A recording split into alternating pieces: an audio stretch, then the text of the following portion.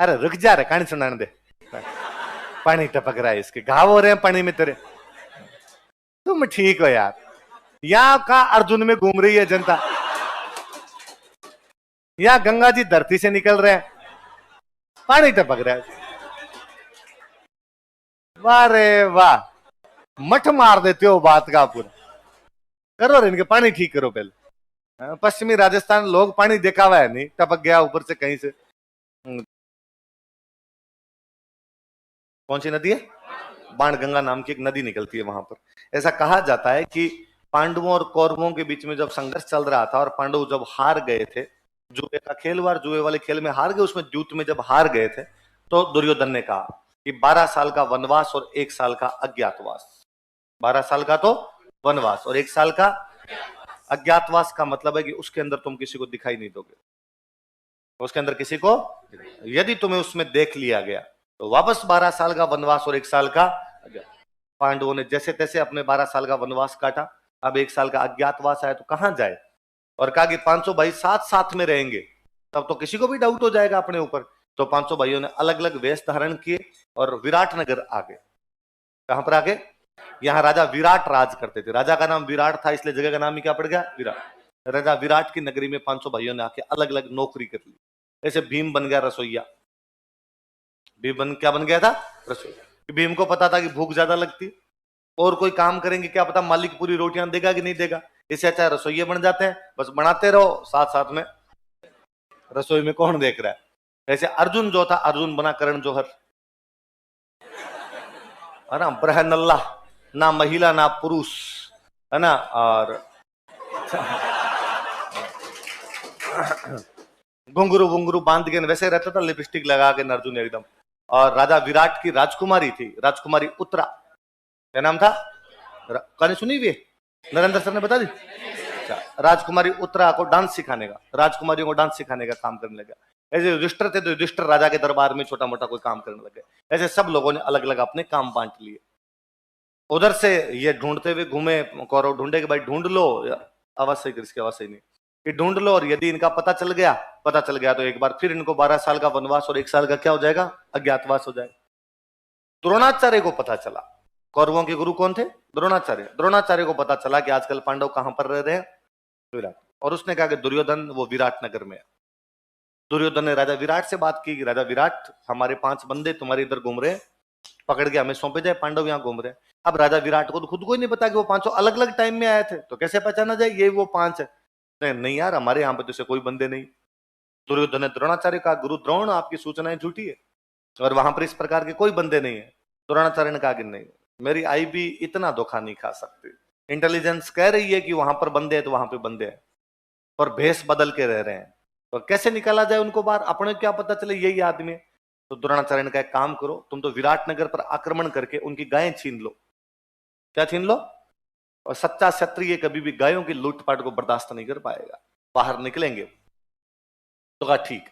एक दिन पता लगाया कि राजा विराट अपनी राजधानी से बाहर है। युधिष्ठिर, आवाज सही नहीं इसकी, एक और है तो मैं नहीं सुन रहा, ये तो अजीब सा यूं लग रहा है।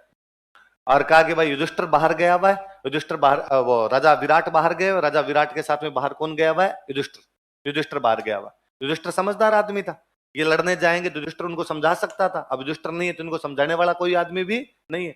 और अचानक एक दिन आक्रमण किया गया विराटनगर पे, और आक्रमण करके उनकी सारी गायें चुरा ली। तो विराटनगर का सेनापति भाग के आया राजकुमार के पास, राजकुमार का नाम था उत्तर। क्या नाम था? और राजकुमार उत्तर को आके कहा कि भाई राजकुमार उत्तर अपनी गायों को चुरा के ले गए, आक्रमण हो गया। राजकुमार उत्तर ने कहा कि जवाब देंगे, और चलो मैं चलता हूं लड़ने के लिए। तो कहा ठीक है, आपका रथ तैयार है, बाहर आओ। तो कहा रथ चलाने वाला ड्राइवर लाओ भाई, सारथी लाओ। सारथी कहां पे? वो जो रथ चलाने वाला सारथी था वो उस दिन राजा विराट के साथ बाहर गया हुआ था। तो कहा वो राजा विराट के साथ चला गया बाहर। तो कहा रथ कौन चलाएगा? द्रौपदी वहां खड़ी खड़ी सुन रही थी। द्रौपदी वहां नौकरानी के रूप में काम करती थी, और द्रौपदी ने कहा कि मैं एक अच्छा सारथी बता सकती हूँ यदि तुम ले जाना चाहो तो। हाँ बताओ कौन है? उसने कहा वो जो तुम्हारी दीदी को डांस सिखाता ना, ब्रहन अल्लाह। वो जेंडर तय नहीं हो पा रहा है, वो रथ चलाता है। अरे मैंने सुना था एक दिन, और वो कह रहा था कि मैं पहले किसी राजा के रथ चलाने का काम करता था, ये प्रोफेशन चेंज किया उसने अब तो। बुलाया अर्जुन को, बुला कहा भाई तुम रथ चला सकते हो? अर्जुन ने कहा अर्जुन लेके गया उसको, और पूरी विराटनगर की सेना लगी हुई, राजकुमार उत्तर खड़ा, सामने कौरवों की सेना खड़ी। युद्ध वो जो अर्जुन है वो उसका रथ चलाए, सामने से कौरवों ने तीरों की बारिश की। कौरव महाबलशाली योद्धा थे। जैसे तीरों की बारिश हुई, राजकुमार उत्तर ने उत्तर दे दिया। राजकुमार उत्तर घबरा गया, और राजकुमार उत्तर वहां से उसने अर्जुन का रथ मोड़। तो अर्जुन ने कहा लड़ यार, ऐसे क्या कर रहा है। उसने कहा तू यार रथ मोड़ ले। मैंने कहा जो ऑर्डर दिया वो कर ले, नहीं लड़ाई होगी, सामने मुकाबला जोरदार है। तो अर्जुन ने कहा तू बैठा रहे, मैं लड़ लूंगा। उसने कहा है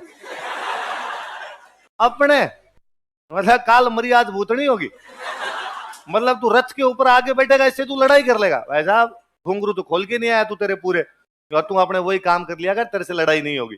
और जब अर्जुन ने रथ नहीं मोड़ा तो राजकुमार उत्तर रथ छोड़ के भाग गया। वो भागा तो अर्जुन उसके पीछे पीछे भागता, उसको पकड़ता है। अर्जुन ने कहा मूर्ख, मैं अर्जुन हूं और ये सब ढोंग है, और तू तो बैठ जा, केवल वहां पे तू बैठा रहेगा तो मैं लड़ाई कर लूंगा। तो राजकुमार उत्तर ने कहा भाई लगना ये चाहिए तू तीर चला रहा है, तू झूठे यूं करते रहना कि मैं मारता रहूंगा उनको, तो तुम्हारे हथियार कहाँ है। तो कहते हैं अर्जुन जब घुस रहा था विराटनगर के अंदर, तो अर्जुन के तीर कमान का नाम क्या था, गांडीव। उसका जो धनुष था, तो उसने अपना जो गांडीव धनुष था वो बाहर एक पेड़ पे टांग दिया था। एक बरगद का पेड़ था उसके ऊपर टांग दिया था। और उसने उस दिन कहा था कि हे धनुष देवता, मैं तुझे 12 महीनों के लिए आज यहाँ पे टांग के जा रहा हूँ। सर्दी गर्मी बरसात पता नहीं किन किन ऋतुओं का तुम्हें सामना करना पड़ेगा। यहाँ तुम बाहर पड़े रहोगे, धूल जमेगी तुम पे, बरसात की बूंदी आकर गिरेगी, तुम अपवित्र हो जाओगे। इसलिए जब भी मैं तुम्हें वापस चलाऊंगा तब गंगा नदी में धो के चलाऊंगा, इसलिए तुम अपवित्र भी हो जाओगे तो मैं तुम्हें वापस क्या कर लूंगा, पवित्र। अब अर्जुन उस बरगद के ऊपर से अपना गांडी उतारने की कोशिश करे, ऊपर हाथ लगा के उतारना चाहे, कहते बरगद का पेड़ ऊंचा हो जाए, वो गांडी उसके हाथ नहीं है, हो जाए और ऊपर हो तो वो थोड़ा और ऊपर हो जाए। तो अर्जुन को लगा कि यार ये समस्या तो गंभीर हुई। तो अर्जुन को याद आया कि मैं यहाँ कह के गया था कि मैं तब तक नहीं चलाऊंगा जब तक आप गंगा नदी में दो नहीं लूंगा। और बाण देवता धनुष देवता मुझे कहना चाहते हैं कि गंगा कहाँ, अब तू यहाँ चलाने के लिए मुझे लेके जा रहा, चलाएगा कैसे, अपवित्र हाथों से इसको किस प्रकार चलाएगा तू। और अर्जुन ने वापस एक बार हाथ जोड़े कि हे धनुष देवता आप मेरे हाथों में आइए, मैं वास्तव में आपको पवित्र करके चलाऊंगा। बरगद नीचा हुआ, अर्जुन ने गांडी हाथ में लिया, वहां पे पहला तीर मार के उसने धार निकाली नदी की। कहते बाण से गंगा निकाल दी, इसलिए नदी का नाम है बाण गंगा। नदी का नाम क्या है, बाण गंगा। अर्जुन उसके अंदर धोता है। अर्जुन बाद में जाके वहां पर रथ पे बैठता है, उत्तर को कहता है तू यहाँ पे बैठा रहे। और अर्जुन जैसे पहला तीर चलाता है, पहला तीर चलाते द्रोणाचार्य ने कहा अर्जुन है, कौरव का नाना वो तो राजकुमार उत्तर बैठा हुआ है और कोई दूसरा एक बंदा और है। द्रोणाचार्य ने कहा मैंने कहा ना अर्जुन है ये, आप कैसे पता चला। उसने कहा नोट्स मेरे हैं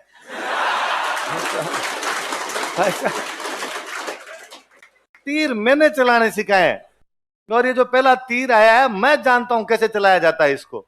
और कहा अर्जुन ने पहला तीर मेरे चरणों में मारा है, मेरे कदमों में मारा है। इसका मतलब अर्जुन चाह रहा है हे गुरु द्रोण अपना आशीर्वाद प्रदान कीजिए, मैं अपना युद्ध शुरू करने जा रहा हूं। और अब देखना अगला तीर भीष्म पितामह के चरणों में। अब भीष्म ने कहा आ गया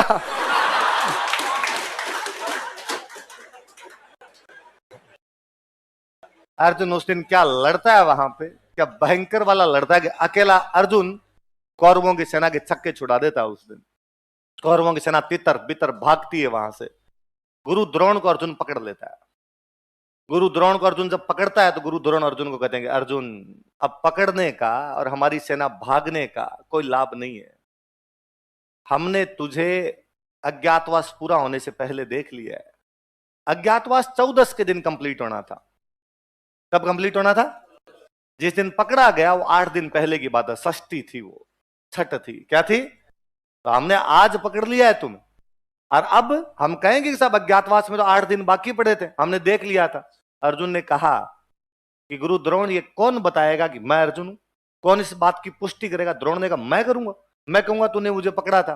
उसने कहा मैं मार दूंगा अभी, वरना हाँ बरोगे जब दरबार में आपसे पूछा जाएगा तो आप कहोगे कि नहीं हमने अर्जुन को 14 के दिन देखा था, अर्जुन को छठ के दिन नहीं देखा था। तो गुरु द्रोण ने कहा भाई ठीक है, तू कहेगा वैसे मार तो मत कम से कम।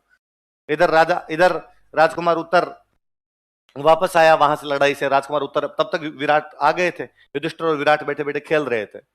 और राजा विराट को जाके उत्तर ने कहा कि युद्ध हुआ और हम युद्ध जीत कर आए। किसी सेनापति ने जाके कहा युद्ध हुआ, युद्ध हम जीत कर आए। तो राजा विराट को तो इतनी जानकारी थी कि राजकुमार उत्तर सेना को लेके गया हुआ है। तो राजा विराट ने कहा कि जहां मेरा बेटा उत्तर जाएगा वो युद्ध नहीं जीतेंगे तो कहां जीतेंगे। युधिष्ठिर पास में बैठते, युधिष्ठिर ने कहा कि युद्ध बरहनल्ला ने जीता है। किसने जीता है, तो राजा विराट को इतना गुस्सा आता है, राजा विराट उसके वो खेल रहे थे, वो चौपड़ वाले पास थे, वो खींच के मारते हैं, युधिष्ठिर का नाक तोड़ देते हैं। शर्म नहीं आती तुझे? तो मेरे राजकुमार के लिए इस प्रकार की बात कर रहे हो, और तुम कह रहे हो वो ब्रहनल्ला वो युद्ध जिता के लाएगा। इतने में राजकुमार उत्तर खुद आया, और राजकुमार उत्तर ने आकर कहा कि डैडी ये अर्जुन है। हाँ, अरे रुक जा रे, कहानी सुनाने दे, पानी टपक रहा है, इसके घाव हो रहे हैं पानी में तेरे। तुम ठीक हो यार, यहाँ का अर्जुन में घूम रही है जनता, यहाँ गंगा जी धरती से निकल रहे हैं, पानी टपक रहा है। वाह रे वाह, मठ मार देते हो बात का पूरा। करो रे इनके पानी ठीक करो पहले। पश्चिमी राजस्थान लोग पानी देखा हुआ है नहीं, टपक गया ऊपर से कहीं से। तो हाँ, तो उसने आगे कहा, उत्तर ने आगे कहा कि नहीं भाई वो अर्जुन है, बरहनल्ला नहीं है। और राजा विराट को जब इस बात का पता चलता है कि भाई ये बरहनल्ला अर्जुन है, ये युधिष्ठिर है, ये भीम है, तो राजा विराट बड़े राजी होते हैं। राजा विराट कहते हैं कि भाई मैं मेरी राजकुमारी उत्तरा की शादी अर्जुन से करूंगा। राजकुमारी उत्तरा की शादी किससे करूंगा? अर्जुन मना करते हैं। अर्जुन ने कहा भाई एज गैप नाम की भी चीज होती है, राजकुमारी उत्तरा टाबर है और मैं इसका गुरु हूं। और उन्होंने कहा कि भाई इसकी शादी मेरे बेटे के साथ कर दी जाए। तो बाद में अभिमन्यु के साथ उत्तरा की शादी की गई। अभिमन्यु के साथ किसकी शादी की गई? अभिमन्यु का नाम तो सुना ही है। तो अब वो इनका अज्ञातवास कंप्लीट होता है। यहाँ पर अज्ञातवास कंप्लीट हुआ तो ये पहुंचे दरबार में। दरबार में पहुंचते दुर्योधन को जाकर युधिष्ठिर ने कहा कि दुर्योधन 12 साल का वनवास और 1 साल का अज्ञातवास कंप्लीट करके आ गए। कंप्लीट होता है यहाँ पर अज्ञातवास कंप्लीट हुआ तो ये पहुंचे दरबार में। दरबार में पहुंचते दुर्योधन को जाकर युधिष्ठिर ने कहा कि दुर्योधन 12 साल का वनवास और 1 साल का अज्ञातवास कंप्लीट करके आ गए, अब बताओ क्या आज्ञा हमारे लिए, राज्य का बंटवारा किस प्रकार करोगे? दुर्योधन हंसा। दुर्योधन ने कहा कि पागल समझा गया, हमने आपको अज्ञातवास में देख लिया था। किसने देखा? कि गुरु द्रोण ने देखा। किसको देखा? कि अर्जुन को देखा। तो पूछो गुरु द्रोण से। गुरु द्रोण ने कहा ना, मैंने अर्जुन को छठ को नहीं देखा, मैंने अर्जुन को 14 को देखा था। किसको देखा था? गांव में आज भी कहते हैं कि कुण छठ की 14 कर दे, अर्जन कर दे। गांव में अभी भी यूं कोई ज्यादा बातें सुनाता है ना कि मैंने ये कर दिया, मैंने वो कर दिया, तो गांव में डोकरन कहते हैं अरे किसी छठ की 14 करे, तो छठ की 14 कुण कर दे? अर्जन कर दे। कौन कर दे? कि अर्जुन ही हुआ था एकमात्र जिसने छठ को भी क्या कर दिया था? 14 कर दिया था। बाकी छठ की 14 हर कोई आदमी तो करे नहीं पाए। तो उस दिन अर्जुन विराटनगर में कौन सी नदी निकाल देते हैं? उस घटना की याद में हम मेला लगाते हैं, बाणगंगा मेला। कौन सा मेला लगाते हैं? कहां पे? याद रहेगी बात?